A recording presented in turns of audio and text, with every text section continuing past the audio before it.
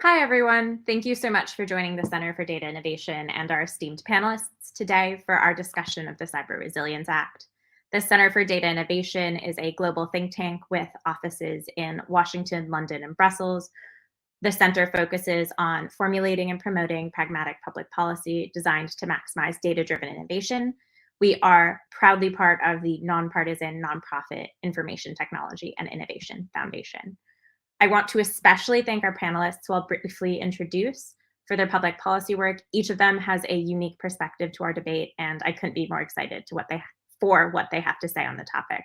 First, we have Anna Bosch. She is a senior policy associate at ACT, the App Association, where she focuses on EU and UK policy and the effect European legislation has on small and mid-sized enterprises and IoT innovators. Second, we have Katarina Demetriou, a policy counsel for global privacy at the Future of Privacy Forum. She's working to further understanding of the state of play and global trends in data protection and privacy laws around the world with their impact on individual rights and various technologies. And finally, we have Raluca Stefanuk, who is a policy officer currently working in DG Connect on cybersecurity policies. Her work focuses more specifically on legislative files, especially the Cyber Resilience Act, because she is one of the coordinators on the team covering this proposal. She's also part of the team that covers the NIS directive and the NIS2 directive. So our panel today is going to focus on the Cyber Resilience Act, especially the challenges and opportunities the EU and businesses will face if the proposal is enacted. In particular, we're hoping to tackle the question of how the security by design and the proposal writ large will affect businesses, their ability to comply, and their desire to enter the European market. I hope that through this, all our panelists are able to discuss and counter each other's perspectives as we attempt to tackle this question full on. But we also want the audience perspective. We're going to follow up with a Q&A after introductory remarks and a few moderated panel discussions. So please submit these questions on Slido, as we're especially keen to hear your questions and concerns. So first off, I'm going to give everybody a 3 to 5 minute introductory remark time to basically give your main thoughts on the proposal, the Cyber Resilience Act. You can talk about anything you want, including the security by design, as well as the costs, benefits, or in the case of Raluca, what the commission is trying to achieve here. Anna, do you mind if I start with you? Sure, yeah. Thank you for having me. This is a great topic, and I think it's really important to have the diversity of perspectives that are on this panel. So I'm really excited to get started. And as you mentioned, the App Association is a global trade association. We represent small and medium-sized tech companies, and our members are entrepreneurs, innovators, and independent developers within the global app ecosystem, and they engage, across every industry. They create software and apps that you use on mobile devices and in enterprise systems all around the world. And because they're small tech companies, they are especially vulnerable to security threats in cyberspace, and the consequences of malicious actors gaining access to our members could be disastrous for them because they rely on consumer trust to succeed. And once a cyber attack hits them, that consumer trust is gone. And so consequently, small businesses already have really strong incentives to implement stringent cybersecurity measures and increase their cyber resilience. And so our members' continued ability to mitigate serious and dynamic cyber threats is crucial to their livelihood. And while there's a lot of opportunity and promise in the rise of mobile apps, mobile devices, the Internet of Things, it also raises security threats as the attack surface expands. And due to the increase in network devices in a range of industries, that obviously means that we need more, security measures, and the companies using IoT devices will require more evolved and dynamic risk management practices. And so additional guidance and the promotion of measures in this industry would allow companies to achieve this objective while preserving innovation and not overburdening smaller actors. And I think that's the main aspect that we focus on, that we really welcome the Commission's commitment to enhancing and ensuring a consistently high level of cybersecurity of digital products in the digital single markets, but we more support an voluntary guidance approach, because incenting vendors to offer more secure products and is more flexible and offers firms the flexibility to comply how they best see fit. And harmonizing and improving cybersecurity in Europe, right, is essential, and small businesses especially can't really comply with 27 different legislations. So that's an important aspect of the Cyber Resilience Act. But again, light touch regulation, in our opinion, is best suited to maintain the flexibility and be able to address kind of the continuously changing dynamics in cybersecurity, and basing the Cyber Resilience Act on existing processes and structures could be, the most flexible approach. And so to sum it up, because I don't want to take up any more time, cybersecurity is really essential for small app developers. It's essential for their survival in the app economy. Consumer trust is essential for small developers, and they gain it by having secure products and apps. And they need clear provisions and harmonized regulatory frameworks to thrive in the market, because they can't comply with a bunch of different regulations. But that said, we also want regulators to pay attention to the compliance costs and the impact those compliance costs have on SMEs specifically. I think that's really well put, and I think it's a really wonderful explanation of the SME perspective. Before we turn to the Commission's perspective, Katarina, would you like to give your introductory remarks? Sure. Thank you so much for having me. So I would, so I read the Cyber Resilience Act from a more like data protection or fundamental rights perspective. And although we're talking about a legal instrument, that the legal basis is the internal market legal basis, so Article 114 of the Treaty of Functioning of the EU, it has important implications on fundamental rights, and it's quite relevant looking at it from the perspective of the GDPR. And so I would like to, in this brief introduction, I would like to focus on 4 points of this interaction between the two legal frameworks. But before that, I would like to clarify for those who might not be really familiar that the GDPR is a legal framework not only for the protection of personal data, but for the protection of all fundamental rights and freedoms when there is processing of personal data. So having said that, it's very relevant to understand the way that these two frameworks meet. And I will directly go to my points. Of course, there are more than the ones that I'm going to refer to, but I find them the most, let's say, relevant. So the first point is about cybersecurity and processing of personal data. Now, security, and more specifically integrity and confidentiality, figures among the data protection principles of Article 5 of the GDPR. So personal data needs to be processed in a manner that ensures appropriate security, including protection against unauthorized or unlawful processing and against accidental loss, destruction, or damage. This security principle is further materialized in Article 32. Now, Article 32 is a legal obligation that applies to both controllers and processors. This is quite important to keep in mind.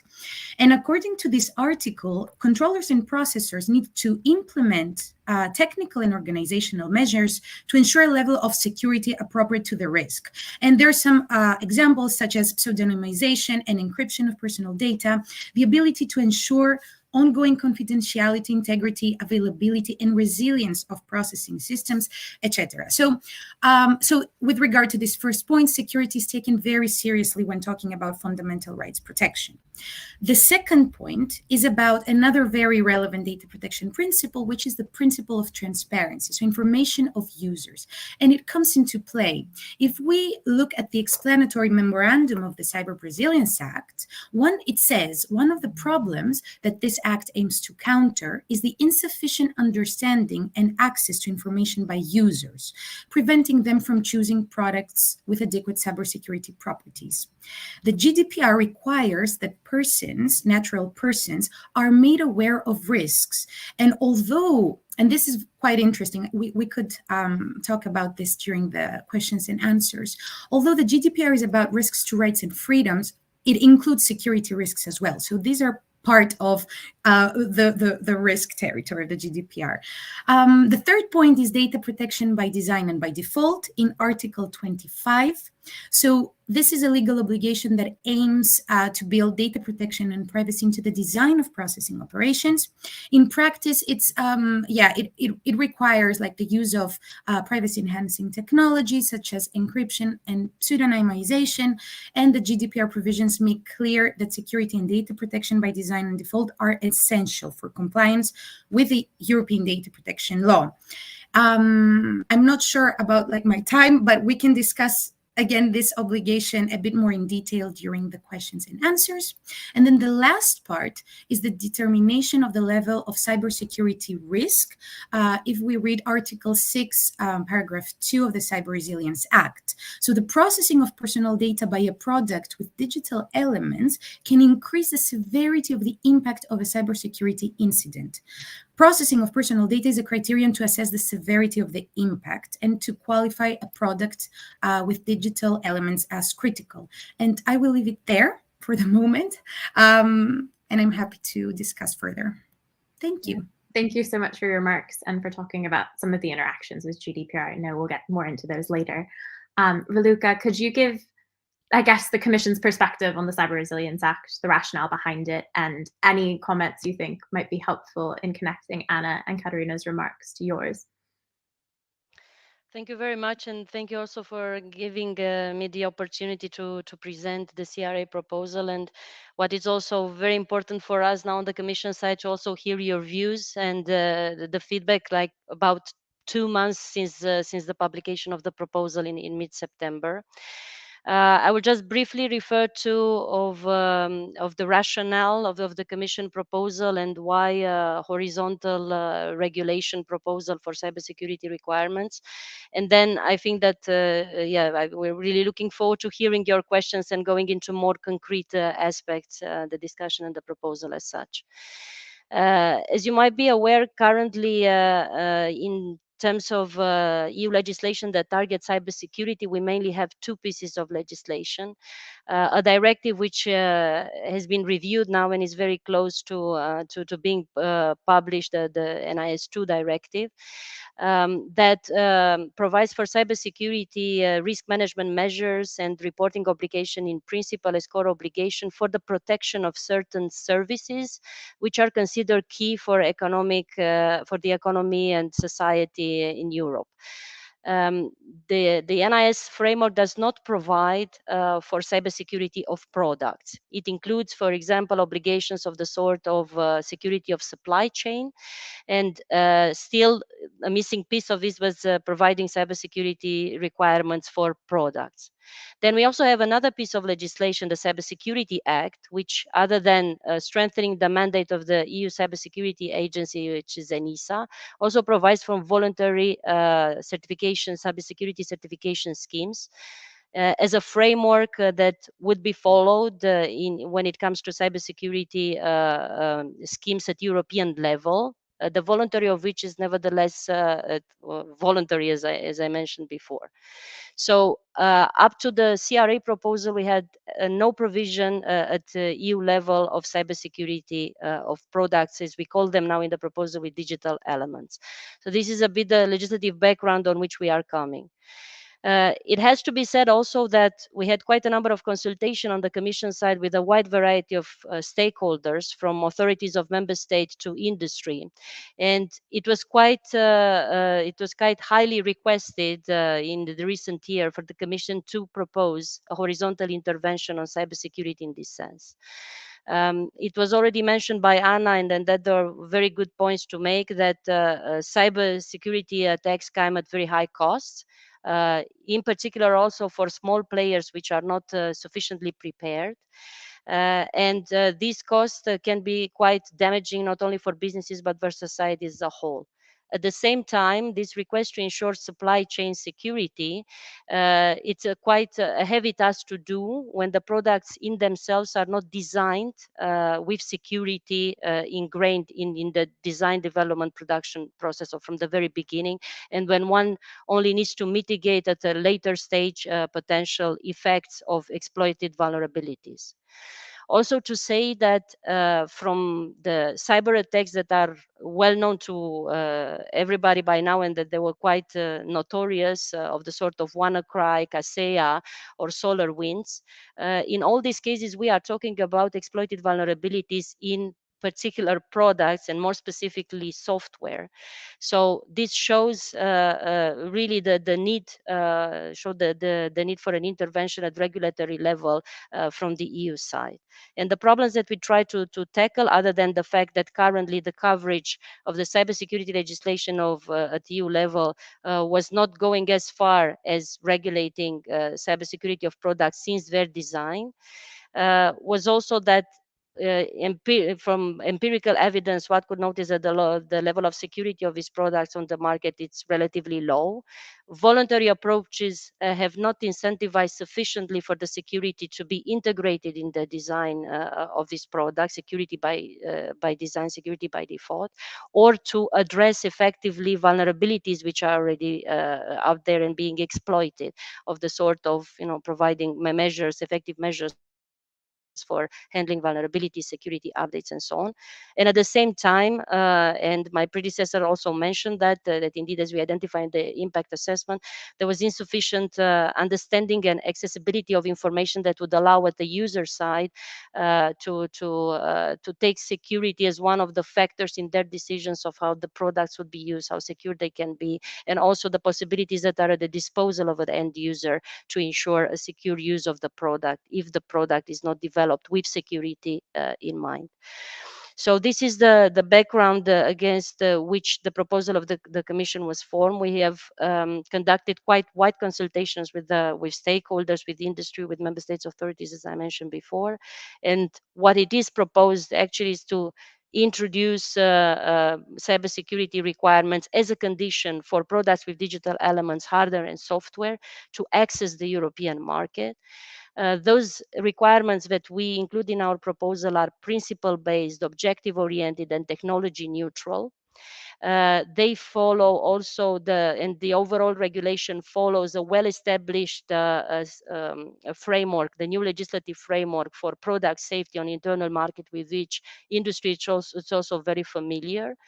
We have adapted only to the extent necessary, this well-known setting, to adapt it to the scope of the CRA, in particular coverage of software, which is especially standalone software, which is quite a novelty when it comes to regulation of this extent. But at the same time, we are coming of a relatively known ground, let's say, for manufacturer when it comes to the type of approach of essential requirements, followed then by harmonized standards, which will develop more the technical specifications based on which one, if followed, they can trigger a presumption of conformity with the essential requirements. And then finally, what we believe a proportionate approach with conformity assessment requirements, where we only identified for a narrower category of products that are considered critical from a cybersecurity point of view, the need to go for a higher level of assurance before they are placed on the market. And now my last word before starting to delve into your questions and provide more clarification, a little bit about where we stand in the process. So as you all know by now, the proposal was published in mid-September. We are now undergoing co-decision procedures with the co-legislator, with the Council, member states, and the European Parliament, which is still in process of attributing the proposal and the responsibility of their relevant committees. They have done a pre-referral to one committee, and then there is a procedure still ongoing for finalizing this referral, this attribution procedure. And obviously, as Commission, we will act as an honest broker in this process, and looking forward also to work with the co-legislators on this proposal. Thank you so much for that clarification. I want to kind of now jump into something that both Anna and Raluca, you've both mentioned, which is this horizontal versus sectoral approach to cybersecurity. Anna, you mentioned that the horizontal approach was one of the issues with regards to the compliance burden for SMEs, and Raluca, you mentioned that there were ways around that. I would love if, Anna, you could expand on your remarks with regards to compliance for SMEs, as well as kind of answer the question, could there be a path forward through sectoral legislation versus broad horizontal legislation, or is there a way within the Cyber Resilience Act that we can kind of square the circle of SMEs being negatively affected?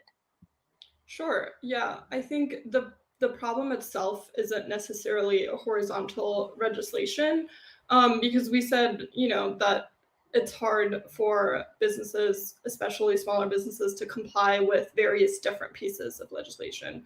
And it's very important also for smaller businesses who don't have, big legal teams or compliance departments, to avoid overlap between regulations, because that can create ambiguity and conflicting regulations where it's nearly impossible to comply with all of them at the same time. And so I think sectoral legislation makes sense in certain situations where data is particularly sensitive, for example, or has unique characteristics, in the way that it needs to be collected or shared. And in an ideal world, we would have an approach that cuts across sectors and use cases, unless there is a really good reason for carving a single sector out.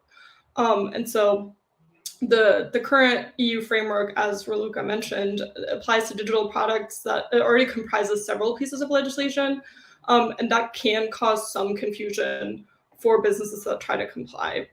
So you have the General Product Safety Directive or the Machinery Directive, and those do not have specific cybersecurity provisions, but they may cover certain aspects linked to cybersecurity. And then you also have not all digital products, like Raluca said, are currently covered by all legislative texts. So you also have the Radio Equipment Directive or the Medical Devices Regulation, and non-embedded software products, like they don't currently fall under any existing framework. And so these gaps, they risk creating legal uncertainty for businesses. So we welcome that the Commission has recognized that and is trying to fill that gap. And so most importantly, creating the certainty for businesses so they can know what to follow. That's the most important goal for us. And having the horizontal legislation in this way does make sense. So there's only one set of rules. It's more so that the compliance angle is what we're worried about, that the costs are going to be untenable for smaller businesses in this space.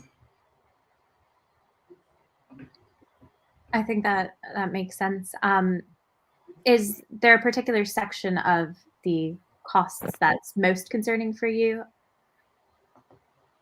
I think mostly, the risk-based approach already makes it so that, the lower risk products will have fewer steps to comply with. However, the part of documentation and having everything available, and also I think there's a lot of questions for us because our members make mobile apps. So where do software platforms come in, like software distribution platforms come in? Do they become compliance officers if they have to verify now that every app on their distribution platform has complied? Like how do you prove that to these other players? Is that something that they should even be involved in, or should it just be between the company and the regulator? So there's a lot of open questions still in terms of that compliance and also what all that costs. And I think the Commission estimated, I don't know the numbers, I don't remember, but it was a really large number for not that much revenue. Here it is. It says the CRA will add 29 billion in new compliance costs for an estimated value of 1.4 billion in turnover. So that seems like a very large difference to me. It sounds like Raluca and Katerina, you'd both like to jump in. So I'd like to give the floor to Katerina and then to Raluca to just address afterwards. Thank you. So I wanted to ask something to Anne, actually. I was wondering, because you're talking about the costs of compliance for small businesses. So if there is a data breach or like a cybersecurity incident, what is the cost there? I mean, if you see, the costs of compliance and the cost in case of a cybersecurity incident in the supply chain, is there a mismatch there, or how would you see that? Sure. No, I think the costs also obviously of a breach are huge, especially for a small business that can't necessarily rely on the reputation of a larger brand, right? So you're not going to download an app from the App Store unless you trust the provider. And so for small businesses, it's especially important to have that consumer trust and to have a secure product.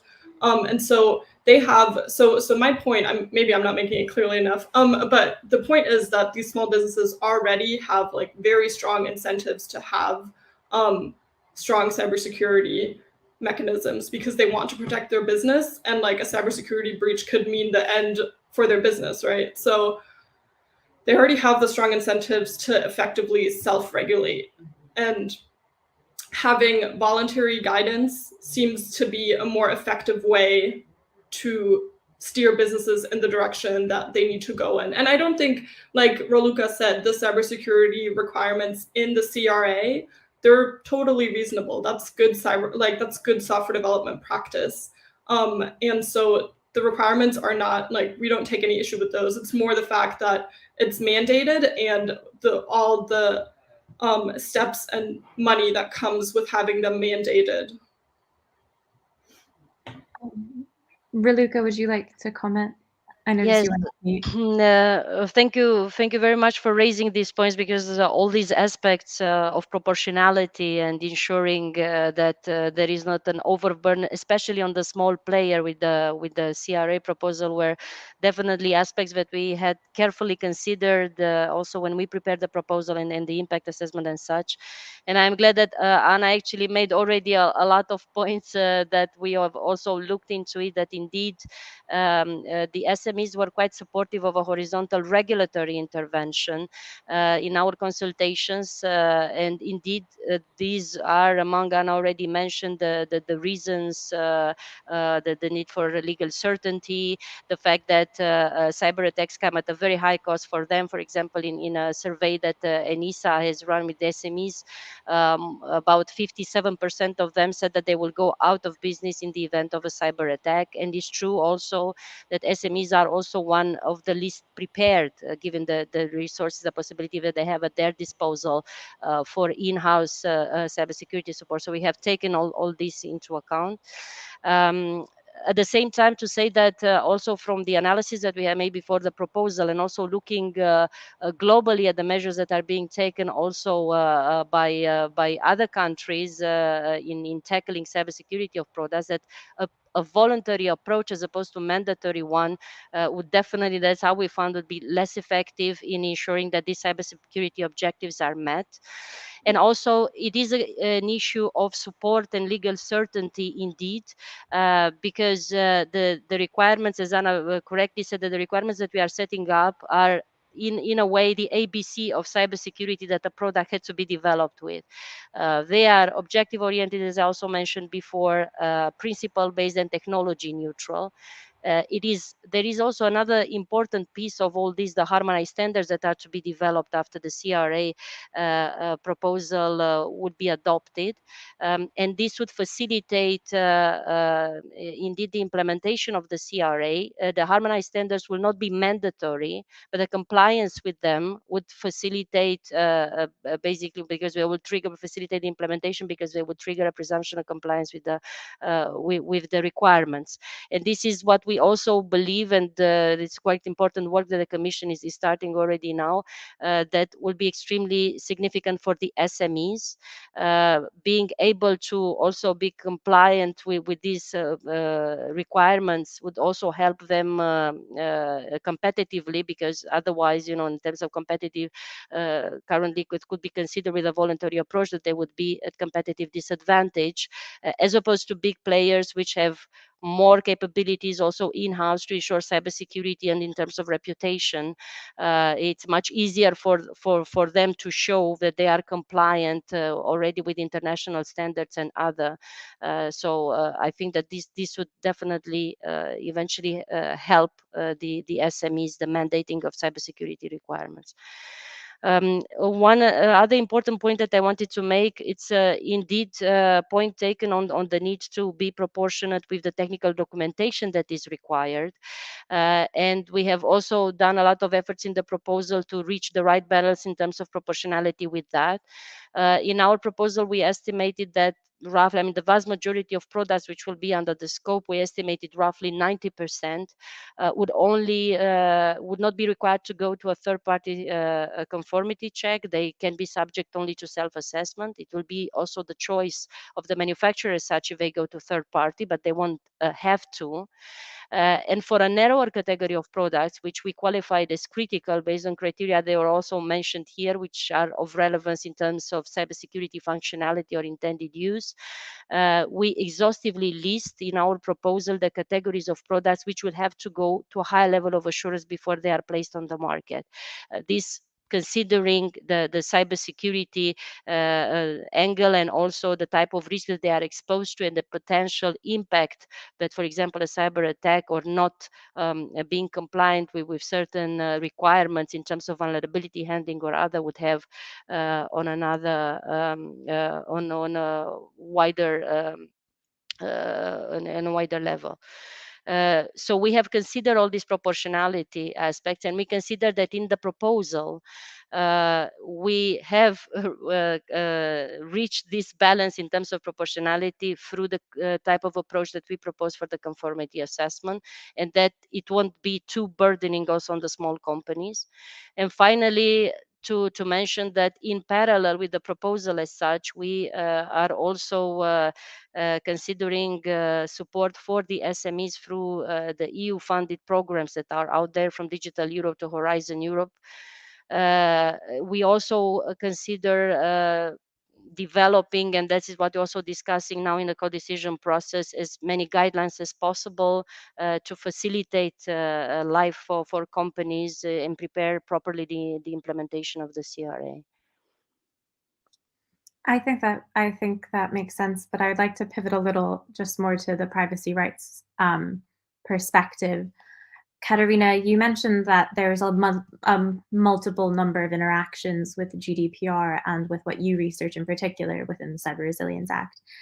I think what I would love to ask is, how exactly does the Act interact with the legislation that you were talking about, as well as are there issues there or things that you think need to be discussed or changed or brought up with regards to these interactions? Thank you for the question. So I think that I would start giving an answer to that question by mentioning that the GDPR is a principle-based regulation. It sets out, rules, processes, principles that need to be taken into account by primarily controllers, data controllers, so the ones that decide on the aims and means of the processing, are primarily responsible to comply with the GDPR. It's not necessary that the controllers who are processing personal data are also are also involved in designing the means that are used to process data. So, for example, AI systems, products, whatever. So, to my understanding, a gap in the GDPR was the fact that manufacturers were not really addressed. So they were encouraged as a best practice to contribute somehow in compliance with the GDPR, but they did not have direct responsibilities. Legal frameworks as the Cyber Resilience Act, but also the AI Act, who are targeting providers, manufacturers, and targeting the design of products and services, are very important to facilitate compliance with the GDPR, for example. So if you have, and the EDPS issued an opinion, I think 2 or 3 days ago, saying that, for example, the data protection by design and by default requirement needs to be, so their suggestion is that it needs to be part of the essential requirements, the list of essential requirements of Annex 1, if I'm not mistaken, of the Cyber Resilience Act, because it actually facilitates controllers to comply with the law. So fundamental rights, privacy, data protection being taken into account since the very beginning, the start of the product. I think this is a very important aspect of the story when looking into how frameworks relate to each other. And then I don't know, there are more points of interaction, but I don't want to, take more of your time with regard to this question. If there are questions from the audience, I would gladly, dig deeper into that. There's actually one question that interacts slightly with what you said, but not with GDPR, with the AI Act. One of our audience members asks that there is an exclusion for AI products compliant to the AI Act, and they're considered compliant within the Cyber Resilience Act. I think they're referring to that article where it discusses the interactions with the draft legislation itself. The question asks why there are no similar exclusions for products compliant with NIS2, which I think speaks to the further interactions and questions a lot of us have with other legislation. Raluca, would you like to speak on that? And then Anna and Katarina, if there's anything you'd like to add after she said so, please just feel free to jump in. Yes, so first on the AI Act, just to say that no, the AI products which are compliant with the AI Act are not excluded from the CRA. It is on the contrary that the CRA provides more specific requirements that in the AI Act on cybersecurity. Therefore, compliance of AI with the cybersecurity requirements in CRA triggers a presumption of compliance with the cybersecurity requirements in the AI Act. So it's the other way around. There are more specific provisions in the CRA proposal for how conformity assessment is applicable for the AI, which is also within the scope of the CRA. And there, in principle, there will be the provisions of the AI Act applying as a rule, but there is also an exception when there is a higher level of assurance required by the CRA that the CRA would also apply, meaning that conformity assessment is requested at a higher level by the CRA than the AI Act of those particular products. And also another point of interaction with the AI Act is that we have specific provisions in the proposal that the microsurveillance provisions and tracks in the AI Act would also apply for the requirements in the CRA. But just to make it clear, the CRA requirements on cybersecurity are applicable also to the AI, as long as AI is, of course, within the scope of the CRA as defined by products with digital elements. Why not similar? So first, there is no similar exclusion, but why not an exclusion of products compliant with NIS2? As I said also before, NIS NIS also NIS1, which is now in force, and NIS2, which will soon be published and will enter into force, do not provide for requirements, cybersecurity requirements of products. The NIS framework sets cybersecurity risk management measures and reporting obligations for entities which are providing or are operators of certain services which are considered key to the European economy and society, from traditional sectors of the sort of energy, transport, and other, and more specific subsectors there, to providers of certain services like cloud providers. So there is not a question about products being within the scope of NIS. In NIS2, there are also entities, manufacturers of ICT products, but those are subject as entities, subject to the NIS2 requirements when it comes to cybersecurity risk management measures for the processes that they put in place. But NIS2 is not about cybersecurity requirements of products. May I jump in here? I might be wrong, so Raluca, please feel free to correct me. In the proposed AI Act, if we look into Annex 3, where we have categories of high-risk AI systems, one of the categories are management and operations of critical infrastructure. So basically, the AI classifies AI systems intended to be used as safety components in the management and operation of specifically road traffic and the supply of water, gas, heating, and electricity, which are critical infrastructure domains, as high-risk AI systems, which require compliance with essential requirements.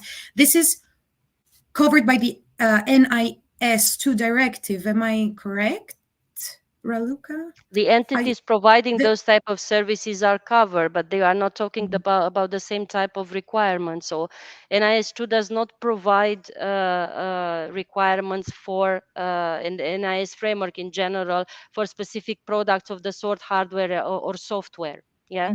So it only provides obligations for entities, public or private entities, and also public administration entities at certain level, more recently with NIS2, to take a number of cybersecurity risk management measures, from business continuity to ensuring incident handling procedures and so on, and report certain, in the case of NIS2, significant incidents, mandatory and voluntary vulnerabilities to the relevant authorities. While in the AI Act, well, I'm not a specialist in the AI Act as such, because it's not under my remit. But of course, from the point of view interaction with CRA, and in the CRA, these are access to market legislation. They are completely different nature, conditioning the accessing on the market of the sort of new legislative framework of certain products by compliance with certain requirements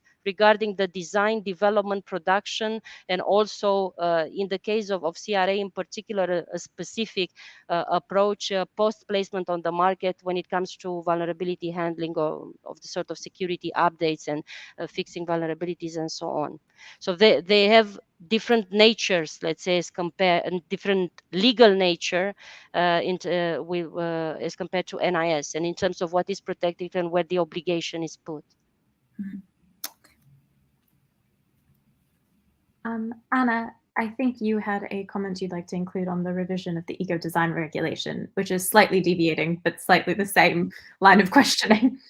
It's a little pivot, but it's also about the interaction of two, EU regulations. So, and I don't know if you even are able to speak on this, Raluca, but if the revision of the eco-design regulation proposes enabling users to refuse or roll back software updates to extend the lifetime of a device, which can definitely create, various cybersecurity vulnerabilities, while the CRA requires companies to provide mechanisms to securely distribute updates for products and ensure that patches and updates are disseminated without delay. So it seems that those two are conflicting, and it's not clear which one would take precedent here.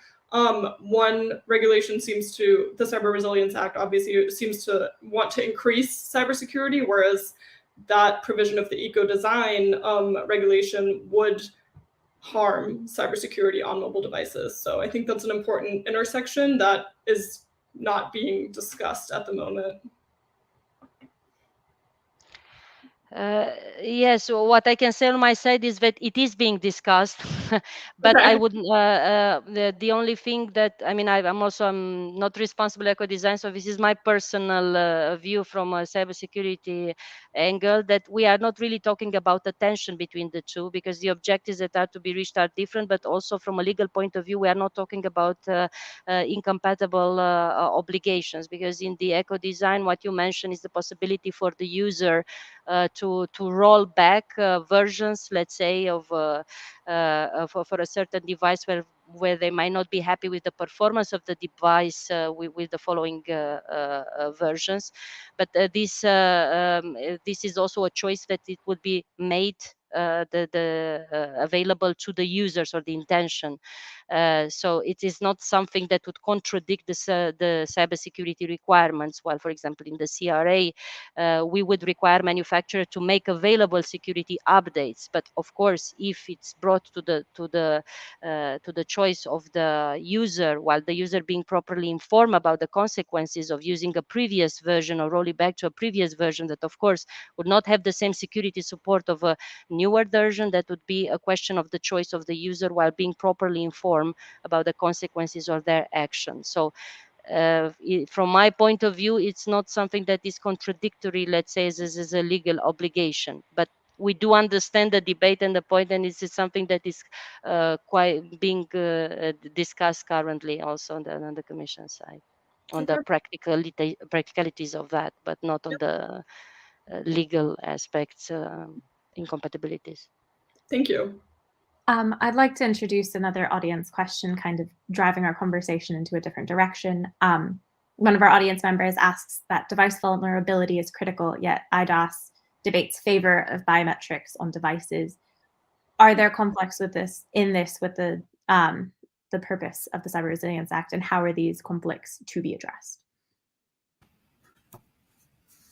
I have to say that for me, it's quite a technical question that I will need to look into. So I am not particularly aware of the details about storage of biometrics, to be honest. So I would not be in the position to give a precise answer to that right now. Katarina, yeah, maybe I could give a few thoughts here. So I would start by saying that in the GDPR, there is Article 6, where we have an enumeration of the legal grounds on the basis of which processing of personal data may take place. So this is the general article. Biometrics, of course, is a particular category of personal data, sensitive personal data. So processing is by rule prohibited unless one of the exceptional cases of Article 9 of the GDPR is met.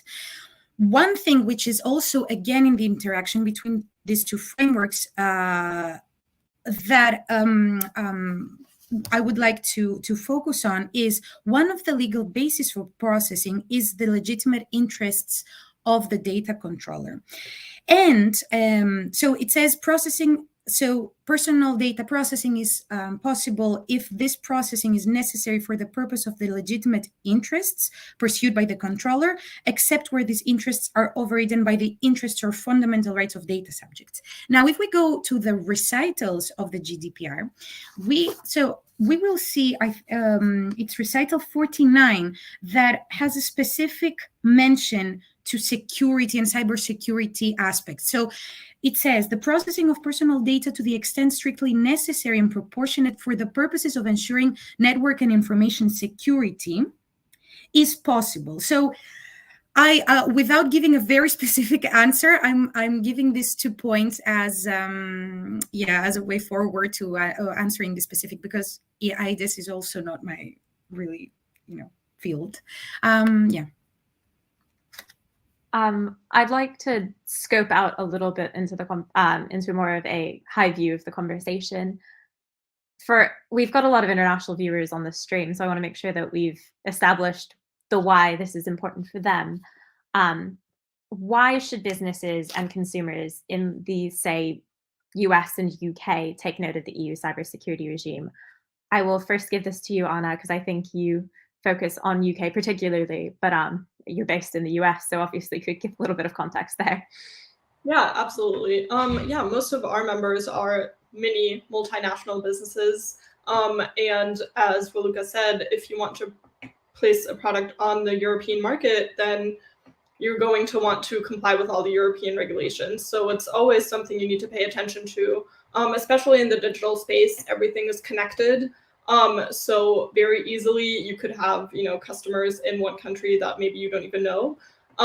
This is actually something that I'm interested in also to kind of hear or discuss further, because another question when it comes to software, because it is just a new territory for a lot of legislation, is when is software really put on the market? So because it's constantly updated, and so if you're a developer, say in Indonesia, and you make your app available on the web, and it's downloadable in Europe, but you're not actively targeting the European market, is it now on the European market? Now, do you need to comply with the European regulation? You probably want to, but it also could create a market distortion where it disincentivizes developers to go through the appropriate route, because then if you have to go through this entire process, but you could just put it on the web and not do any of it and avoid it all, then you probably won't. So it's an interesting question, I think, to debate further, when is something really on the market, especially for software, because it's constantly updated and it's a dynamic process. So those are my 2 cents on this question. Would either of you like to add to that? If not, I can always just pivot to another question.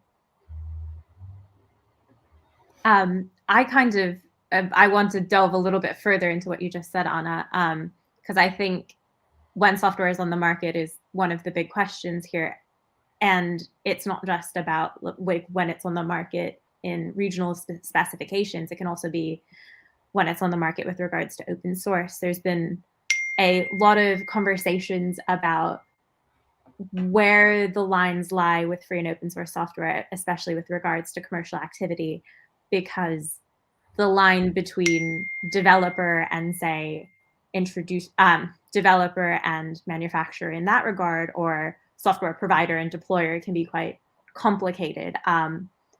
I've noticed some critics saying that this could really negatively impact the open source environment with regards to these types of software. I would love to hear somebody speak more on that. Raluca, I'm going to look at you, considering the free and open source with regards to commercial activity is a specific definition within the Cyber Resilience Act.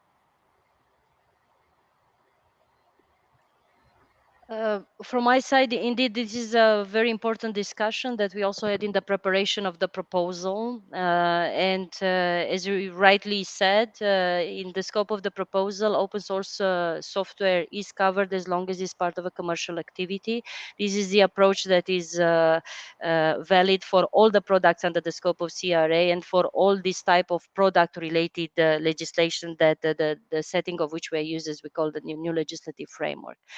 And also after the publication of the proposal, we are also following various views which were expressed of how clear it is what does it mean from a software perspective or open source project. What does it mean to be part of a commercial activity? We have dedicated recital in the proposal that explains this approach. Of course, I mean, there will be a co-decision process where every further clarification can be provided on, very particular examples or cases or particular aspects that one needs to clarify what commercial activity would mean.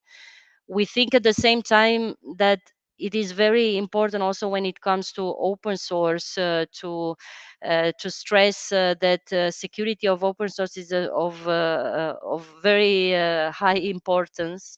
That also open source now it's basically present, in a lot of software related products, if not almost omnipresent, I would say.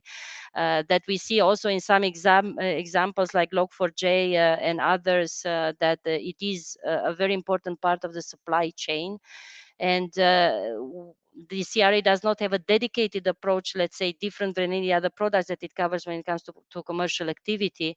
But we believe that it's a balanced approach. As I also explained before, we are talking about the requirements which are principle-based, objective-oriented, and they are the very basic of cyber security requirements when it comes to the development of a product of this sort. We will also be engaging further to understand whether there are any other particular concerns or views on what situation where involvement in commercial activity would pose any problems to identify, this type of project being subjected or not to the scope of the CRA.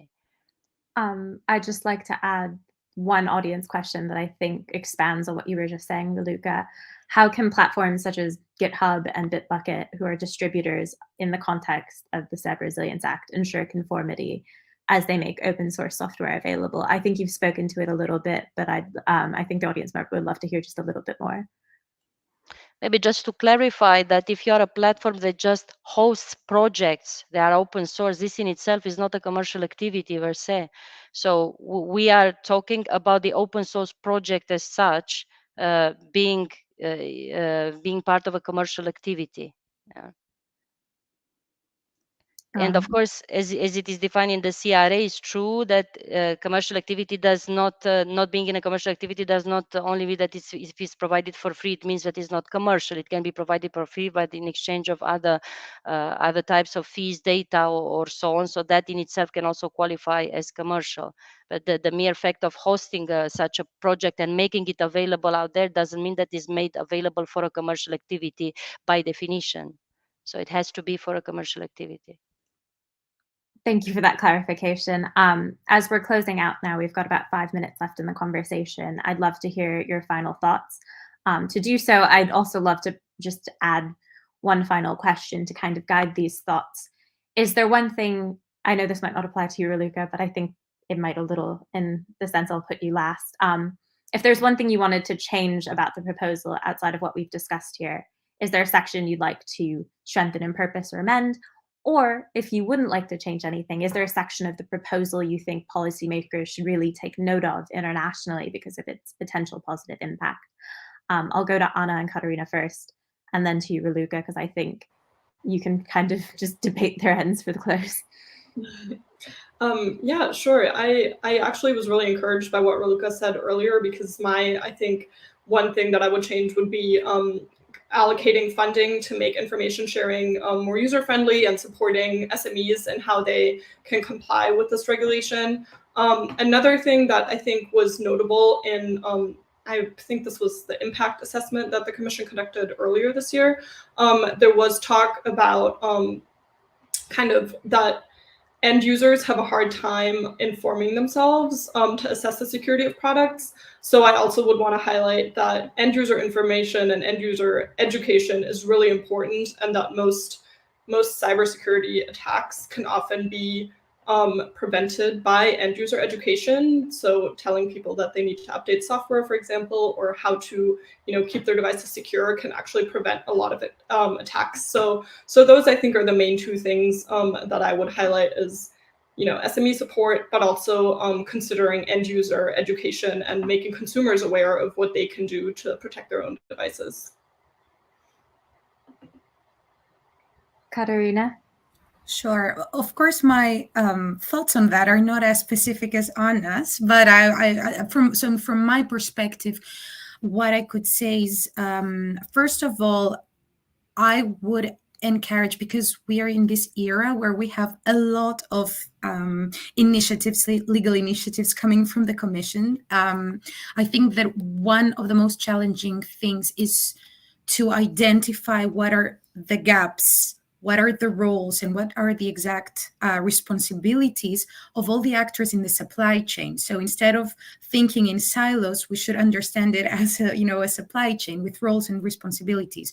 So I understand that it sounds a bit theoretical, but it's actually really important that these are clarified, because effective protection, which is the end goal, needs effective allocation of responsibilities and understanding. And maybe terminology could also, I see that the AI Act proposal uses providers and users, also being inspired by the new legislative framework concept.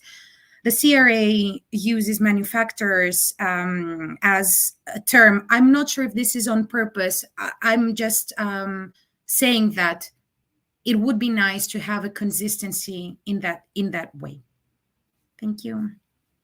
Raluca, could you give your concluding remarks or discuss either of the two remarks that have just been given? Well, thanks first of all for the remarks, for the suggestions and the feedback. These are very useful also from the Commission side. And of course, our proposal is already published and out there on the table, but we come also in the co-decision process and in the work with the co-legislators with an open mind. So we also take note of the aspects that are considered maybe not clear enough or that need further clarification. And definitely what is very important also on our side, to have a proper preparation of the implementation process for the CRA, and all the suggestions of aspects that we should pay particular attention to, that we might already have in mind or might complement what the Commission is already preparing right now are very useful. So in particular, this focus on SME support and making sure that there is a clear allocation of responsibilities, and that we also make this clear that we are really focused also on actions that will improve information to the user. This is also one of the purpose of the CRA, that the CRA proposal includes a number of transparency related obligations and information that should be provided in relation to this product to the users when it comes to cybersecurity features and then aspects related to the type of support that is being provided and so on. So all these are much appreciated, and also from the Commission side, we would definitely encourage you to also share with us also more concrete thoughts and suggestions that will help the co-decision process on the CRA and these implementation preparations, because they're extremely valuable also to have this process prepared properly. So thank you very much also for this opportunity to be here. Thank you so much to all three of you. I think it's been a very diverse group of panelists, as well as just a very diverse group of opinions and discussion throughout the topic. I hope we've covered everything the three of you wanted, as well as everything the audience wanted. But I just want to thank all three panelists again, as well as our audience, for this very robust discussion and very full discussion for an hour. Thank you. I can't appreciate it more.